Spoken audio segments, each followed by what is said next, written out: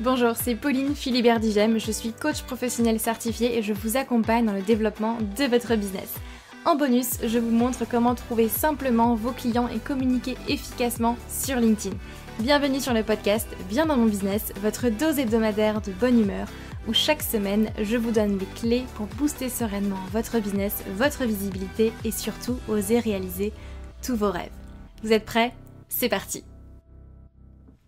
Vous avez une entreprise mais pas forcément assez de nouveaux prospects chaque semaine, de nouveaux clients. Vous avez l'impression de travailler beaucoup pour au final peu de résultats. Vous souhaitez développer votre entreprise, augmenter votre chiffre d'affaires et simplement au final gagner en sérénité. Eh bien je vous invite très chaleureusement à ma toute nouvelle masterclass entièrement gratuite où je vous explique comment trouver vos clients professionnels grâce à LinkedIn sans forcément avoir à passer vos journées à prospecter, puisqu'on sait très bien qu'on n'a pas que ça à faire. Ensemble, on va voir 3 choses principales. Déjà, en 1, pourquoi vous avez besoin de LinkedIn pour développer votre activité et surtout pour qui est-ce que LinkedIn est bénéfique. Donc voir si LinkedIn est un réseau social sur lequel vous allez pouvoir vous mettre tout simplement. 2, le changement que vous devez effectuer pour communiquer efficacement sur LinkedIn, pour trouver vos clients. Et enfin, en 3, la stratégie en 3 étapes pour décoller sur LinkedIn, pour trouver vos clients et décrocher de nouvelles opportunités. Donc en clair, on voit toutes les stratégies profitables à appliquer et les erreurs coûteuses à éviter pour gagner en sérénité grâce à un flux stable de clients professionnels. Et cette masterclass vous est 100% offerte. Vous avez simplement à vous inscrire via le lien en description de ce podcast ou bien aller sur le lien que je vais vous dire tout de suite, www.humanbusiness-academy.com/masterclass. Je répète, www.humanbusiness-academy avec un y.com/masterclass, mais le plus simple, c'est que vous cliquez sur le lien en description de ce podcast et je vous détaillerai toute la stratégie pour faire décoller votre business. J'espère sincèrement vous y voir et je vous dis à très vite.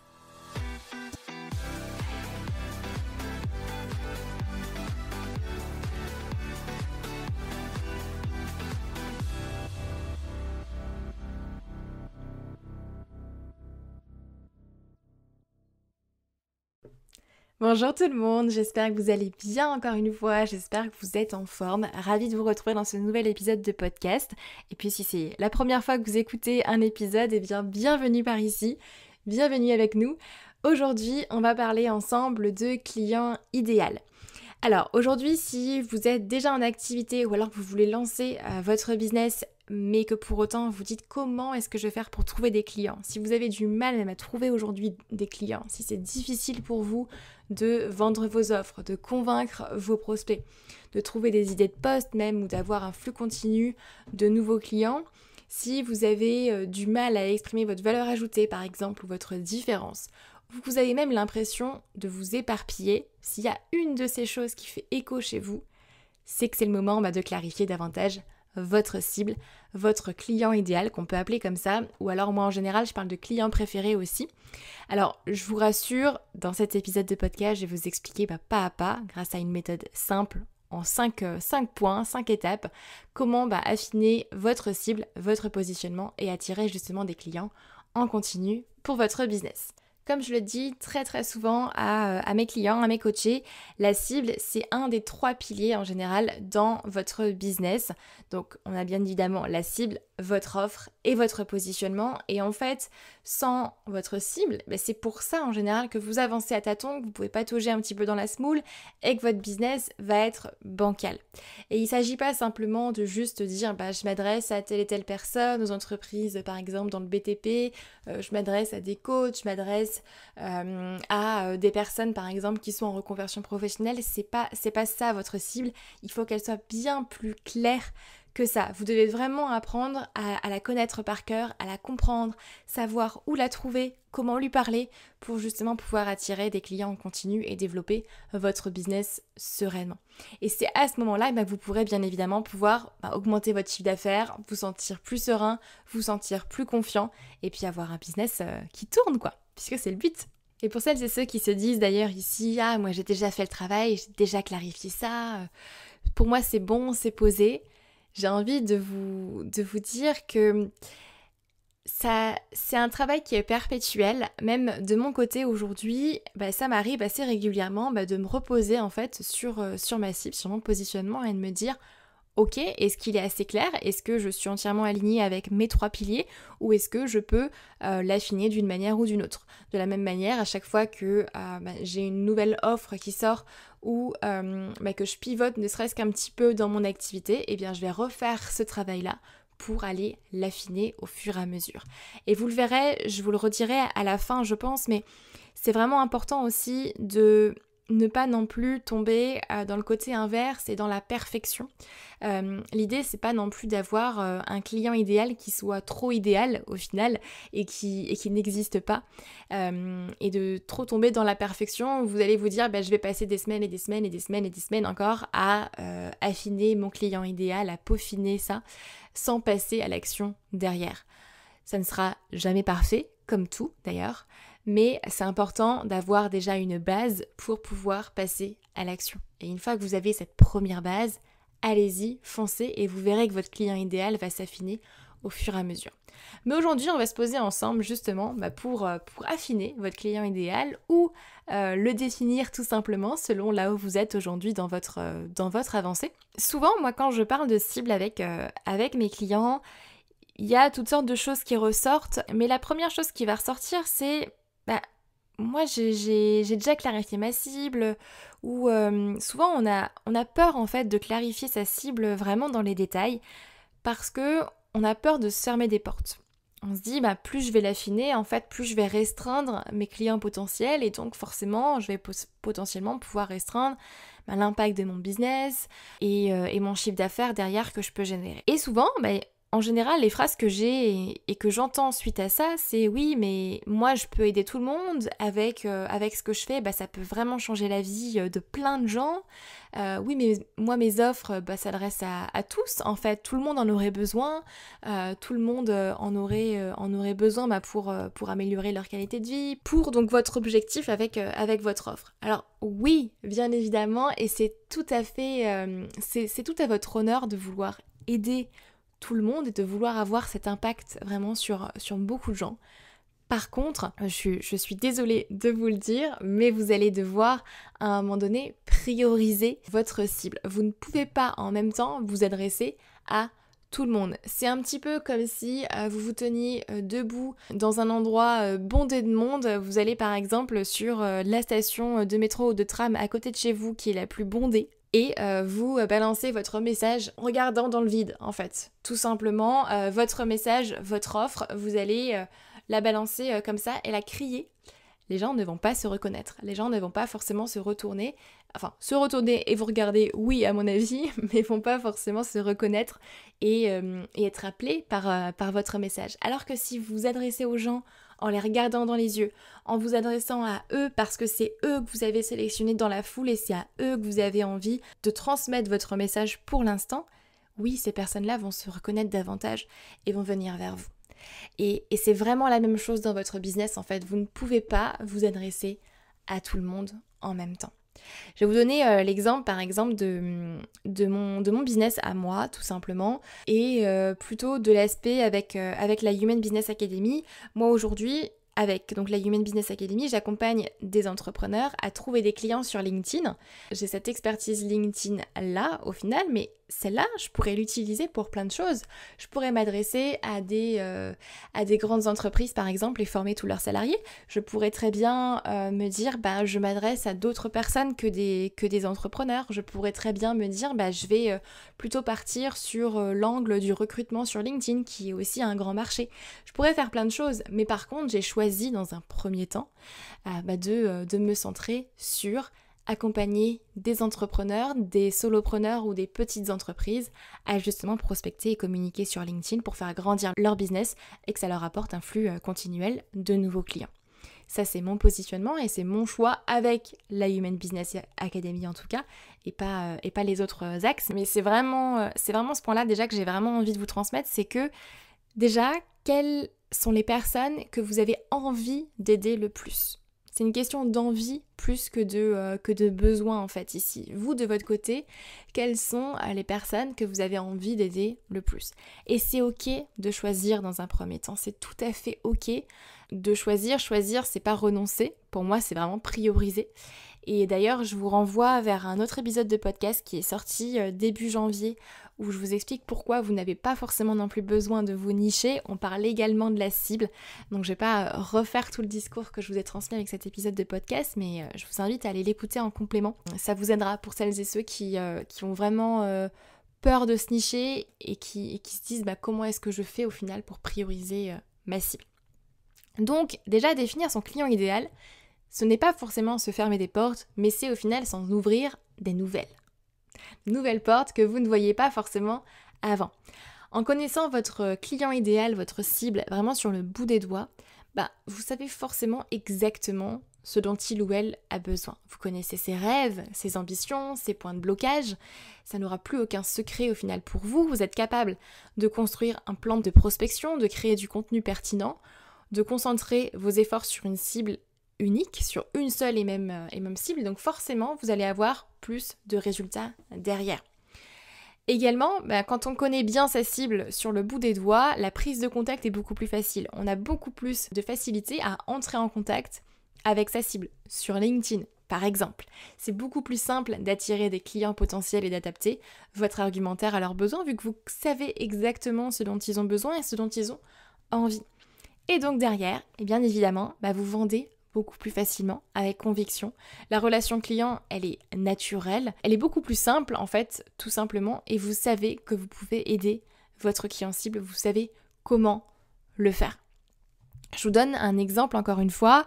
Quand je fais par exemple mes masterclass, j'ai pour habitude de poser quand même pas mal de questions. Si vous êtes déjà venu, vous savez qu'il y a de l'interaction chez moi. Je n'aime pas parler toute seule pendant 1h30. Le podcast est une exception parce que je sais que vous m'écoutez. Mais pendant mes masterclass, effectivement, j'ai pour habitude de poser des questions comme par exemple, qu'est-ce qui vous empêche aujourd'hui de vous lancer sur LinkedIn? Et derrière, j'ai une slide derrière qui en général reprend les réponses parce que je connais ma cible, je sais très bien ce qui les empêche, mais je leur pose quand même la question en général pour être sûre. Et j'ai souvent, et même à chaque fois en fait, des personnes qui sont étonnées que les réponses qu'il y a dans le chat au moment où je pose la question sont exactement les mêmes mots que je mets dans la slide d'après.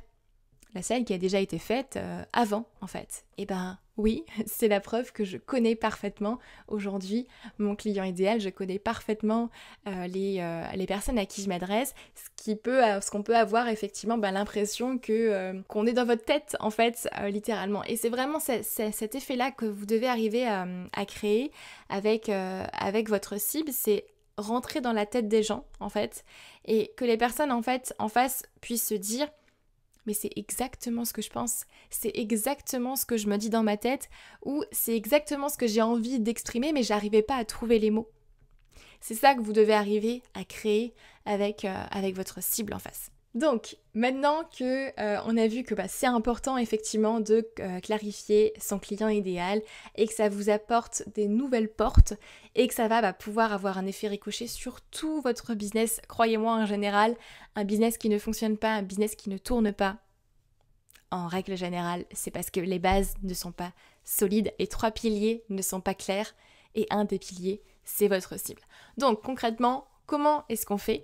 Voici donc 5 conseils pour trouver votre client idéal. Alors, étape numéro 1, ça va être tout simplement de déterminer le point de départ, la situation actuelle de votre client idéal. Alors, il y a deux options pour ça. Déjà, soit aujourd'hui, vous êtes déjà en business, vous avez déjà une activité et donc vous avez déjà eu des clients. Auquel cas, je vous invite à vous centrer sur les clients que vous avez eus et les clients avec qui vous avez adoré travailler. Vous avez vraiment aimé travailler avec eux, et bien vous allez les garder en tête pour faire tout le travail qu'on va faire ensemble. Si aujourd'hui vous n'avez pas encore eu de clients et que vous démarrez à peine, c'est ok, c'est même très bien. Dans ce cas-là, alors on va avoir un petit peu plus en général d'hypothèses et de points d'interrogation sur les questions que je vais vous poser, mais c'est très bien parce que du coup ça veut dire que vous allez pouvoir les affiner, poser ces questions-là à des clients potentiels. Donc première chose, c'est déjà déterminer leur point de départ, leur situation actuelle. Où est-ce qu'ils en sont aujourd'hui? Quelle est leur situation professionnelle, leur situation personnelle aussi? À quel stade de leur vie est-ce qu'ils sont, tout simplement? Qu'est-ce qu'ils ont déjà pu mettre en place? Où est-ce qu'ils sont en fait dans leur vie? Tout simplement. Est-ce qu'ils ont 20 ans, 30 ans, 40 ans, 50 ans? Alors l'âge peut avoir un impact ou pas d'ailleurs sur votre cible. Là, ça va vraiment dépendre de votre business. On n'est pas obligé de clarifier tous les facteurs. Par exemple, moi dans mon activité, l'âge n'a pas forcément d'impact. Moi j'ai des clients vraiment de tout âge en général. Donc ça n'a pas forcément d'impact. J'ai pas ciblé en fonction de l'âge nécessairement. Mais ça peut être un facteur, pourquoi pas, chez vous, à vous de vous poser aussi la question. Donc quelle est leur situation actuelle, leur revenu par exemple aujourd'hui, leur point de départ, où est-ce qu'ils en sont aujourd'hui. Ensuite, une fois que vous avez clarifié déjà leur situation de départ, leur situation actuelle, aujourd'hui autant dans leur vie professionnelle que personnelle, que familiale ou autre, on va rentrer un petit peu dans la psychologie au final de votre client idéal. On va rentrer un petit peu dans leur tête et c'est là où on va creuser beaucoup plus. Et on va se demander quelles sont leurs frustrations, quels sont leurs blocages, leurs problématiques aujourd'hui. Où est-ce que ça coince concrètement?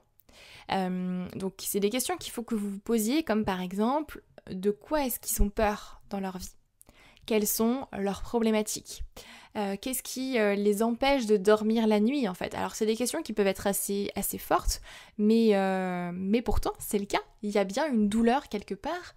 Où est-ce qu'elle est? Qu'est-ce que c'est? Et surtout, quand vous répondez à ces questions-là, c'est important de ne pas faire de suggestions et d'être honnête avec vous-même en disant si vous connaissez pas la réponse, c'est ok.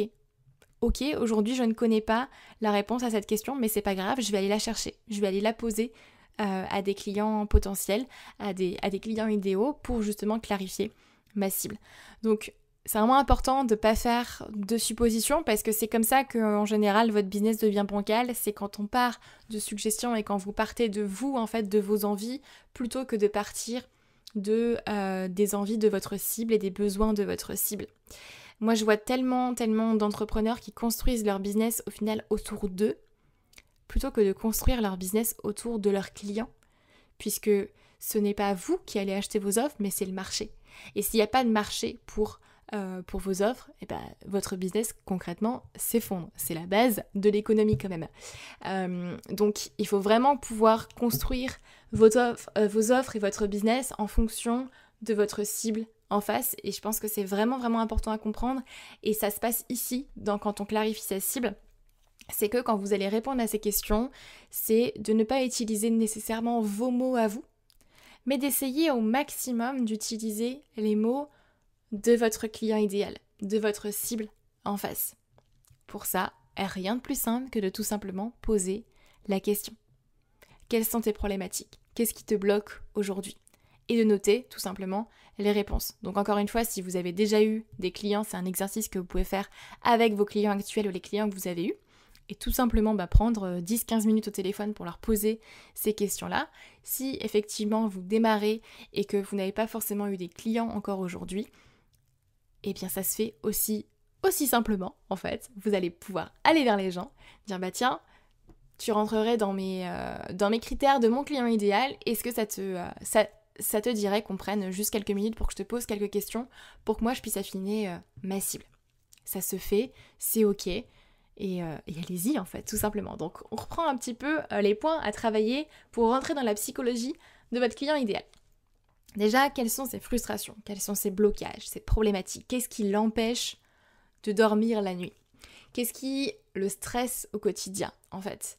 Quelles sont ses sources d'inquiétude? Qu'est-ce qui vraiment va lui procurer du stress? Et à quoi vous allez bien évidemment pouvoir répondre.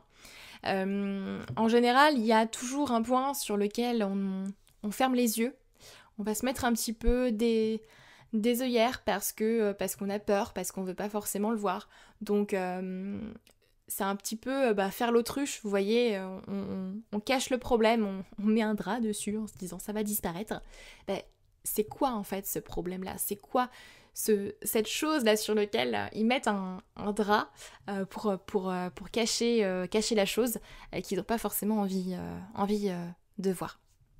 Et par rapport justement à ce problème, quels sont derrière les impacts sur son entourage, sur sa vie professionnelle, sur sa vie privée, si effectivement cette peur venait à se concrétiser et ce problème venait à empirer, à s'intensifier, quels seraient les impacts, comment est-ce que ça impacterait leur vie professionnelle, leur vie privée, leur vie familiale, leur entourage, tout simplement, quel serait l'impact et quelles seraient les conséquences en fait sur sa vie, tout simplement. Je vous donne un exemple. Alors, il y en a beaucoup que je pourrais vous donner par rapport à ça, mais un exemple de ma cible. Moi, je m'adresse à des entrepreneurs qui, en général, ont une grande peur de l'échec aussi. Peur que leur business s'effondre et de devoir derrière retourner au salariat, de le prendre vraiment comme un signe d'échec, de ne pas pouvoir se verser une rémunération à la fin du mois. Et donc ça, je sais que c'est une grande peur effectivement qu'il y a derrière en général les personnes avec qui je vais travailler. Et donc une fois qu'on a bien clarifié ce qui les bloque, quelles sont les frustrations, les problématiques, et qu'on est un peu rentré vraiment dans la psychologie de votre client idéal, eh bien on va faire l'inverse. Et troisième point, on va définir sa situation idéale. Quelles sont au final ses envies? Et à quoi sa vie en fait devrait ressembler pour lui, pour elle? Quelle est sa situation idéale, ses objectifs dans un monde où tout est possible? Qu'est-ce qui se passerait s'il avait une baguette magique? En fait, quelle serait sa situation idéale, sa vie idéale? Concrètement. Et c'est ça qu'il faut que vous arriviez à justement clarifier pour avoir ce côté inverse et arriver à connaître concrètement qu'est-ce qu'il rêve, quelles sont ses ambitions, ses aspirations. Et une fois qu'il aurait atteint ce rêve, cette vie idéale, se demander mais qu'est-ce que ça changerait pour lui? Moi, c'est une question que je pose très souvent dans mes masterclass, je demande très souvent, si aujourd'hui vous pouviez attirer des clients à vous en continu, grâce à un système qui est simple et basé sur vous, sur vos valeurs, sur votre personnalité, sur qui vous êtes, qu'est-ce que ça changerait pour vous? Si vous étiez capable de maîtriser la prospection, de vendre vos offres, simplement de communiquer, que ce soit sur LinkedIn ou sur d'autres réseaux sociaux, et d'attirer justement des clients à vous, qu'est-ce que ça changerait pour vous et votre entreprise dans votre quotidien? Et là, en général, c'est là où on parle de sérénité, de confiance en soi, d'avoir plus de chiffre d'affaires, plus d'impact sur le monde, sur les gens à qui on s'adresse. Mais en général, on parle surtout de sérénité et de pouvoir faire grandir son entreprise, se libérer du temps pour soi, pour sa famille, pour profiter de la vie, en fait, tout simplement. Et ça, c'est des questions qu'il faut que vous arriviez à clarifier aussi dans votre cas, dans votre client idéal. Si effectivement cette solution idéale, cette situation idéale arrivait, qu'est-ce que ça changerait pour lui? En quoi est-ce que ça aurait un impact positif sur sa vie actuelle, sa vie professionnelle, encore une fois, personnelle, familiale, son entourage? Quels seraient au final les impacts? Et qu'est-ce que ça changerait pour lui aussi? Qu'est-ce qu'il serait capable d'avoir, de faire, d'être grâce à cet impact-là, grâce à cette situation idéale? Si à ce stade-là, vous avez réussi à répondre à la majorité des questions, croyez-moi, 90% du travail est déjà bien fait, donc c'est déjà top. Maintenant, donc une fois qu'on a clarifié sa situation actuelle, ses problématiques, ses blocages et sa situation idéale derrière, encore une fois avec les mots de votre client idéal, de vos clients préférés, plutôt que juste des suppositions, on va clarifier également, point numéro 4, ses inspirations et ses mentors. Qu'est-ce qui l'inspire au quotidien? Quelles sont les personnes qu'il ou elle va suivre sur les réseaux sociaux? Quels sont les podcasts qu'il écoute? Les magazines qu'il va lire? Qu'est-ce qui l'inspire au quotidien? Quels sont les livres qu'il lit? Pourquoi c'est important de connaître tout ça? Pour 2 points. Déjà, pour mieux connaître encore une fois votre client idéal. puisque vous allez pouvoir réutiliser aussi certaines références ou certains points qui vont vous permettre de mieux connecter, encore une fois, avec votre clientèle cible, tout simplement. Moi, je sais qu'il y a des références particulières en général que j'utilise aussi dans mes posts ou dans mes mails, parce que je sais que ça fait tiquer certaines personnes, et en même temps, moi, ça me fait tiquer. Donc, comme quoi, on attire aussi des clients qui nous ressemblent. Donc ça, c'est la première chose. Donc pour mieux convertir, pour mieux avoir ce lien aussi de proximité avec votre audience et avec vos futurs clients. Et deuxième point, également, c'est surtout pour être plus visible. Je m'explique. Si aujourd'hui vous connaissez les mentors ou les personnes qui les inspirent ou les podcasts que ces personnes écoutent, eh bien vous allez pouvoir tout simplement être également présent sur ces podcasts. Potentiellement, pourquoi pas rédiger un article invité sur les blogs que votre client idéal lit, dans les magazines par exemple qu'il lise, ou des choses comme ça. C'est tout simplement pour connaître déjà où votre clientèle cible passe le plus clair de son temps, où est-ce qu'elle lit des articles, quel podcast est-ce qu'ils écoutent, quelles personnes est-ce qu'ils suivent sur les réseaux sociaux, pour derrière pouvoir faire des partenariats, pouvoir être plus visible auprès de votre client idéal, tout simplement. Donc c'est un double effet stratégique, ça je vous invite vraiment à le noter, c'est précieux.